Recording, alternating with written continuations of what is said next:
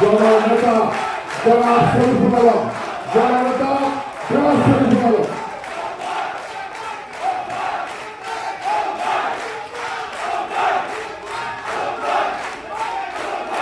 একটু সময় বন্ধ করি।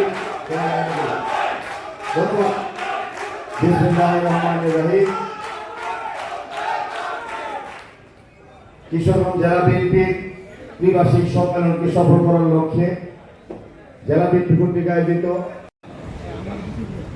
আমাদের গর্বের দল আজকের জন্য সভাপতিত্ব করছেন জনাব শরীফুল আলম। উপস্থিত আছেন যে আন্দোলন সংগ্রামে যে খোঁজখবর নিয়েছে আমাদের জেলা বিএনপির সম্মানিত সাধারণ সম্পাদক মাজারুল ইসলাম এবং জেলার নেতৃবৃন্দ, সকল নেতৃবৃন্দ এবং 21 ইউনিট থেকে সভাপতি সেক্রেটারিবৃন্দ